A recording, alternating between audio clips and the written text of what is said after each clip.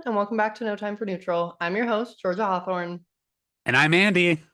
And boy, oh boy, has it been a weekend. We are finally potentially seeing an end to the government shutdown. Over the past weekend, a group of 8 Senate Democrats joined with Republicans to reopen the government and fund government agencies through January.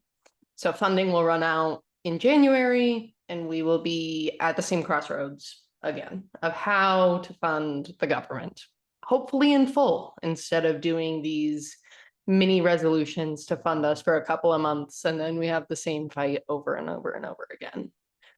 But the concessions that this group of Senate Democrats received was back pay for federal workers, which you would think would be a given. But over the course of the shutdown, that was one of the things that Trump was threatening to withhold, was that he wasn't going to pay federal workers at the end of all of this. So Senate Democrats got that in order to reopen the government and to reinstate federal workers who were fired during the shutdown, because again, not something you're supposed to be able to do, but something that the Trump administration did anyway. Yeah. And alongside those two things, they received a promise from Majority Leader John Thune to hold a vote on extending ACA subsidies in December. Speaker Johnson has not committed to holding anything similar in the House. Yeah, it doesn't feel like we got a whole lot. We made this fight about healthcare, and we got, yeah, guys, we'll do that maybe in December. And I'm not in the business of trusting very many Republicans at the moment. So maybe they know something I don't, but Yeah, there's a lot to unpack here. I mean, we've been in this shutdown for what, 43 days now? something like that. And, the hill that at least we thought the majority of, well, still the majority, but Democrats were going to die on was healthcare, Mhm. Obamacare subsidies, to ensure that folks that needed those would continue to get that. Right. Um, there's 8 Democrats that like you said, are compromising with this package and will allow it to move forward into the House. Um, but yeah, that kind of let that go by the wayside, at least as far as I know, which is, led to a lot of pushback from our own party. And I think Um, it's hard because like we did have to like the government had to reopen at some point, right? Like it's not like the government was going to be shut down forever. Like air traffic was getting really bad. They were grounding flights and like restricting airspace. And like with Thanksgiving coming up, which is a major airline holiday, I'm sure there was some pressure there. Like we had to get this thing open eventually, but I don't really agree with the way we did it necessarily. I wish we would have gotten something a bit more tangible on healthcare, because at this point we have nothing other than the word of a guy.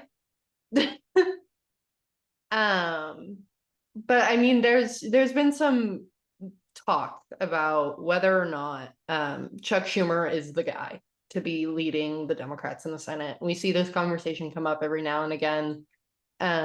Sometimes it's for a reason, sometimes it's for age, but some form of this conversation happens quite often. But there's a lot of people who are mad. Like you were saying in our party, they're mad at the 8 Democrats for quote unquote caving. They're mad at Leader Schumer for not being able to keep the caucus together. And I think it's notable that the 8 Democrats who signed on to this are all moderate. Like these are not Angus King, Bernie Sanders, like left-leaning kind of independents. These are like straight down the road moderate Democrats, and none of them are up for re-election anytime soon. 2 of them are retiring, and the rest of them aren't up in 26. They're up in 28 or 30. And so it's easier, I guess, to make those kinds of decisions when you know that you're not going to be the one facing the political consequences. yeah, it's a wild time. I don't necessarily have the answers. No, I pay I attention don't to think anyone politics, but does. this one's a tough one, like we as Democrats are in the far minority, like we keep saying this when talking about this discussion, like, is it a Democrat shutdown? Is it a Republican shutdown? Well, yeah, it's obviously a Republican shutdown because Republicans have majorities in the House, Senate, Right. and Donald Trump is the president, right? So like Democrats have the least amount of power. However, they put up a very good fight for 43 Hmm. days. However, I think the vast majority of us wish the outcome were different. Yeah, And at the I, same I time, think like you that's said, reasonable. we do need to eventually, come to the table and reopen the government so people can go back to work and, our airports are safer. Geez. Right. But yeah, I really hope Speaker or not Speaker, Majority Leader Thune, um, doesn't go back on his promise, if that's what it Hmm. is, for, you know, us to make a plan for healthcare because healthcare is a human right. So Right. Yeah. I mean, at the end of the day, like there's not a whole lot left to do. Um, like if you're upset, by all means, call those 8 senators. Let them know that you're upset. Do that if that's how you feel. But like at this point, we are on the fast track to the government being open by the time this episode goes online. So the government is going to reopen, and we can complain and we can be upset about how it all went down. But there's not much we can do about it. What we can do is figure out what we're going to do moving forward. And the way I've been thinking about that is just what you were saying. Republicans are the ones in power. They have majorities all the way across the federal government. And now we just have to force them to own that power. mhm. The government's been shut down and the House has been on vacation for like 50 days, not in session, not taking votes, not doing a goddamn thing. And Exactly. they can hide behind that because they were able to hide that because of the government shutdown. They were able to say, well, the government shut down, there's nothing for us to do, blah, blah, blah, blah, blah. Like, we can't do anything about any of this. And now that the government's going to reopen, they have nothing behind to hide behind. People are Release the picking, Epstein files. literally, people are picking health insurance plans with these insane premium rates because subsidies have not been extended. And so, come the new year, when people have to actually start paying these rates, they get to ask their Republican majorities why they let these prices skyrocket. And Republicans are going to have to own their decisions to the American people. They will. Yeah. It's heartbreaking. Like they're literally playing politics with people's lives when it comes to Yeah. healthcare. It's a sad deal, truly. And so much of it is purely pettiness. Like, of course, this is what Trump wants because he wants to get back at Obama for being successful because Obama's his biggest nemesis, right? So, like, it all comes down to Trump and his pettiness, in my Mhm. opinion. And we'll see what actually goes down when it comes to what Congress is going to do about healthcare. On the House side, it seems like Republicans are not all that into the idea of taking a vote on subsidies. But I also have not seen any kind of a real plan to like fix healthcare from the Republicans either. Um, so I'm not sure what the issue is. They don't like Yeah. the Democrat plan, but they don't have one of their own either, which is Even Margie Taylor, whatever her name is, MTG, Marjorie Taylor Greene. She's been saying that Republicans don't have a plan, an alternative yeah, plan. If they were to completely scrap Obamacare, they don't have a plan. Quote yeah. Marjorie Taylor Greene. And it's unfortunate because like people are gonna feel the pain of a government that doesn't know how to govern. But we've been saying elections have consequences, and this is just gonna be one of them. But yeah, by the time this episode goes to air, the government will probably be open again. The House is scheduled to vote tonight. And although House Democrats have said that they're going to continue holding the line on subsidies, they have no real tangible power to stop anything from passing in the House. So we'll more than likely see the government reopen by the time we get up in the morning tomorrow. But yeah, longest government shutdown in history. Crazy. Let's not revisit this chapter.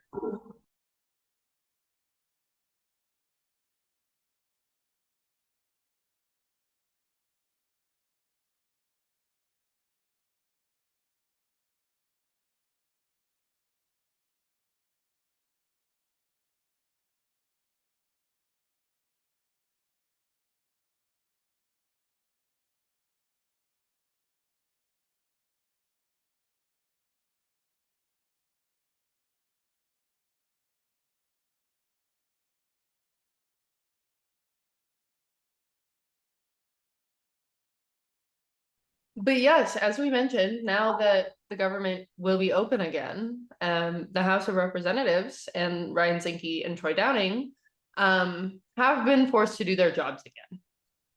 Sad for them. Because they also face a huge problem. And that would be the Epstein files. Oh, tell us more. So this kind of got dropped out of the narrative because of the shutdown. The House wasn't in session, so there wasn't anything moving on the petition. The government was shut down, so that was taking all of the headlines. But don't you think we've forgotten? Because we have not. Now that the House is back in session, Speaker Johnson is he kind of has run out of time. He has to swear in Adelita Grijalva. She was elected over 50 days ago. Her entire district did not have representation throughout the entire government shutdown. Which is crazy and unethical. Right. And she couldn't even like help her constituents. At least not through like the official channels. It's not like she had access to like a government email or like agency databases or anything like that to actually help her constituents. But that's besides the point at the moment. Speaker Johnson has said that he's going to swear in Adelita Grijalva today before the shutdown vote, which sucks for her. That's a horrible way to start your time in Congress, having like being delayed for that long, and then you get to take a vote that is essentially pointless. You have no power to stop it, and you know that it's just going to raise premiums for everybody. So I feel for her. She's been put in a really tough situation with this Congress. But she also holds a lot of power. Because the reason she's been delayed, the reason her swearing in's been delayed is because she's promised to be the 218th vote on Representative Massey's petition to release the full version of the Epstein files. Which is why they've been out of session throughout the shutdown, so that like they don't have to swear her in, she can't sign this petition, they don't have to release the files. Time's up, Mike. Because Fantastic. So what happens once they vote? Then it goes to the Senate, right? And they have to put it to a vote? I'm honestly not sure because it's a petition. It's called a discharge petition. So I believe what happens is you have to have a certain number, you have to hit a certain threshold of signatures on the petition, and then it will go to a vote on the floor. And what I've been seeing in the news is that there might be a huge wave of support for it once it hits the floor. No Republican is going to stick out their neck and sign on to it right now. But once it hits the floor, they'll have a change of heart. People are kind of expecting that there will be a lot more support to release them than we're seeing right now. But also this morning, right on cue, the news cycle said, "Oh, we forgot. You thought we forgot? You thought we forgot? Here's 6 headlines about the Epstein files. Good morning, everyone." Yeah.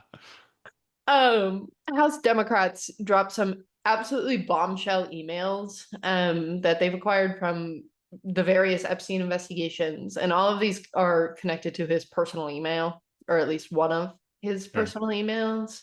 Yeah. In 2011, Jeffrey Epstein wrote to his partner Ghislaine Maxwell and said, "I want you to realize that the dog that hasn't barked is Trump, ... A victim's name, spent hours at my house with him." Boom. Named and shamed. Emailed to Epstein's friend Michael Wolff to Epstein about a potential Trump CNN interview in 2015 when he was exploring his bid for the presidency. In 16, the friend Wolff said, I think you should let him hang himself. If he says he hasn't been on the plane or to the house, then that gives you a valuable PR and political currency. You can hang him in a way that potentially generates a positive benefit for you. Or if it really looks like he could win, you could save him, generating a debt. Of course, it is possible that when asked, he'll say that Jeffrey's a great guy and has gotten a raw deal and is a victim of political correctness, which is to be outlawed in a Trump regime. Wow. Does that not sound familiar? Sounds pretty disgusting to me and incriminating. Yeah, this is insane. And then the last one, the last email that was released was also from Michael Wolff in 2019 to Jeffrey Epstein. And it says, victim's name, Mar-a-Lago. Trump said he asked me to resign. Of course, he knew about the girls as he asked Ghislaine to stop. And it's been kind of known and speculated and rumored that Jeffrey Epstein and Ghislaine Maxwell used Mar-a-Lago to pick up girls to bring into their sex trafficking ring. Ugh, gross.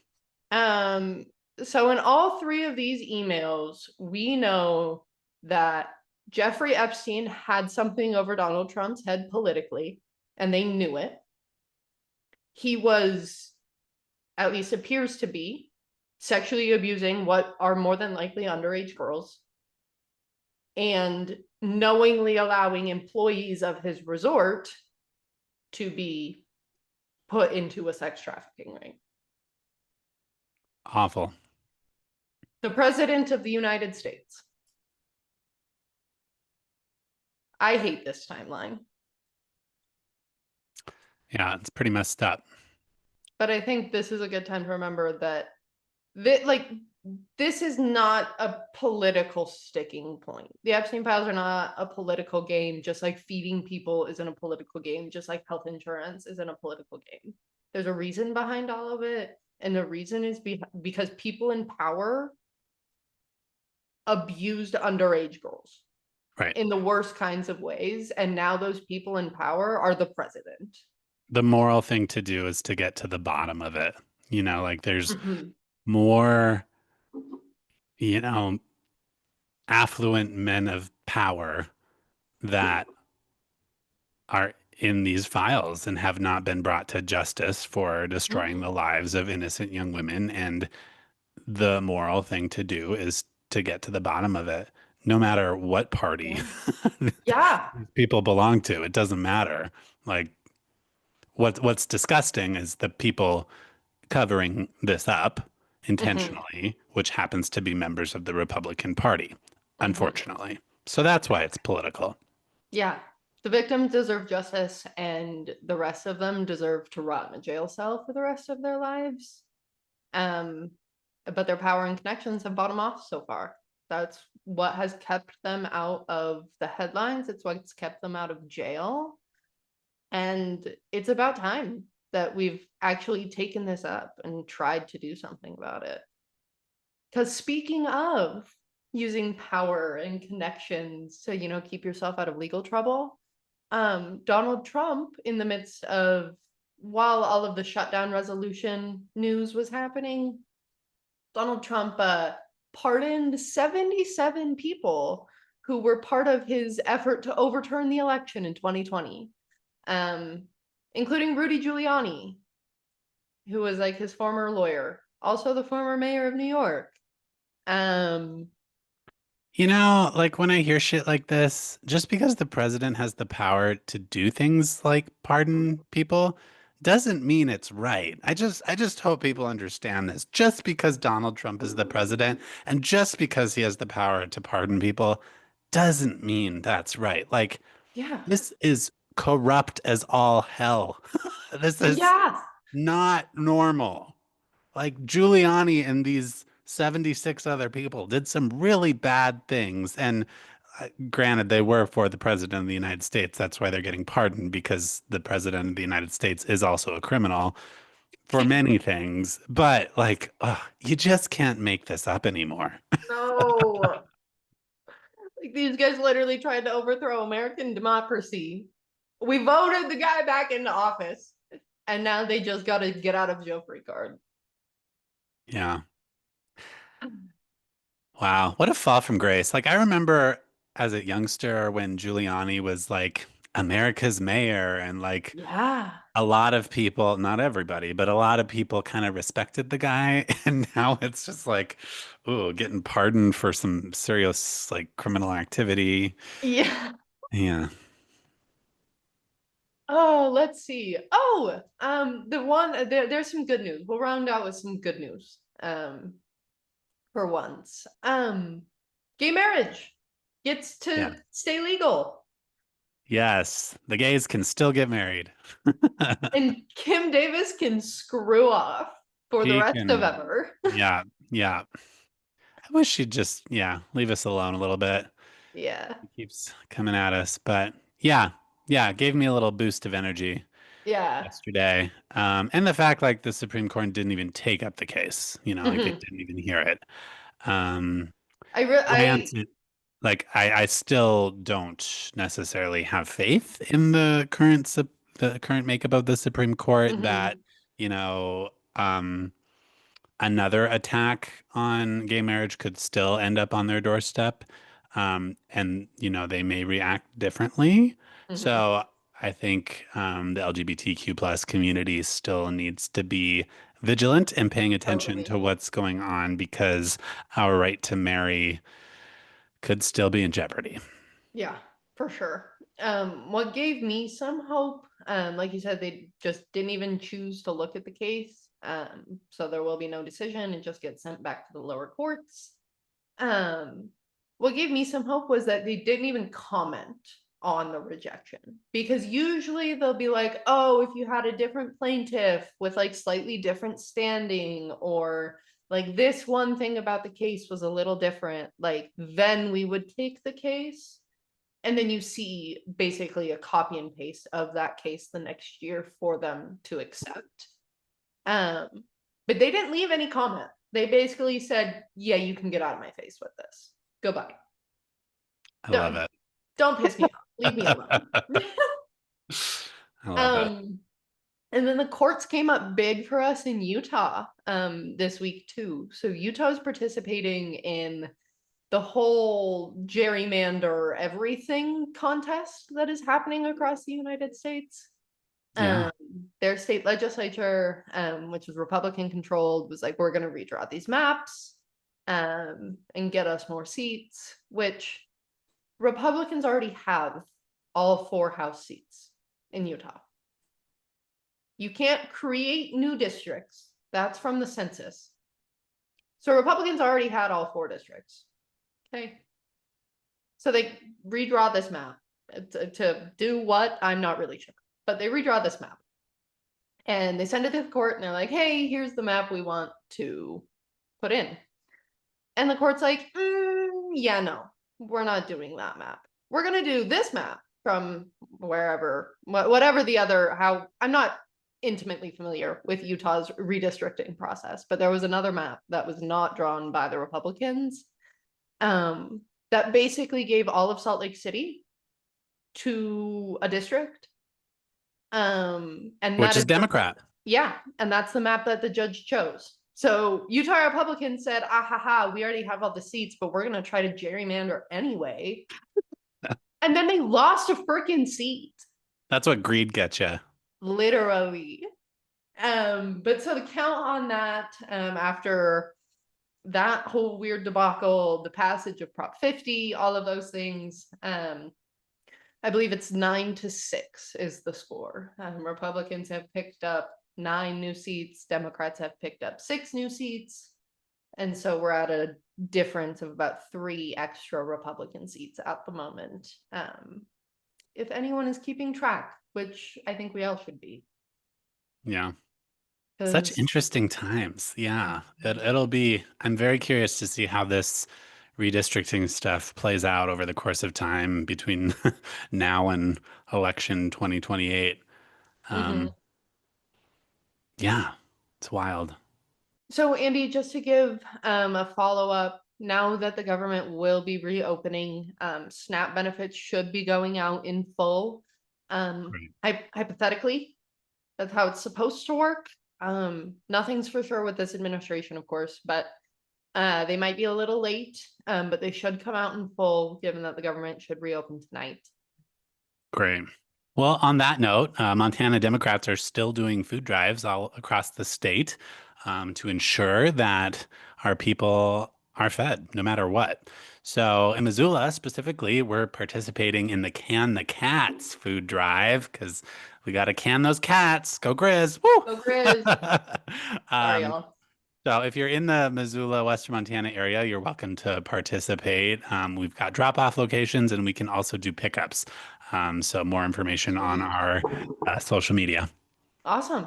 That's fantastic, Andy. So yeah, if you this is a great time to clean out your pantry anyway. I know I'm really guilty of this, of like keeping like random collections of cans that I'm never gonna eat at the back of my pantry. Um, if you don't use it, if you're not gonna eat it, there's quite a few of our neighbors who will. But just some numbers from the party food drive that we've had this month. There was a food drive in Yellowstone County, and Yellowstone County raised about 1,000 pounds. Amazing. We had about Wow. 250 pounds in Hill County up by Havre, Great. and then Go in have her. Flathead County. All right. Um, Ravalli County down in the Bitterroot raised about 1,000 pounds of food. Wow. Yeah, and Excellent. then between Custer County, Dawson County, and Anaconda Deer Lodge, we raised about $1,500 in donations, and that's because those food banks were specifically asking for money as opposed to goods. Super cool. Um, so Yeah, let and us on that know.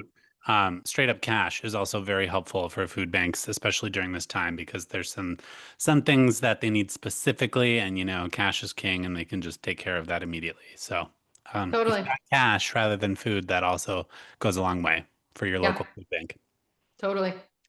Well, folks, show up for your communities. Keep an eye on the news because this shutdown mess is not over yet. And we will see you next week. See ya. Take care.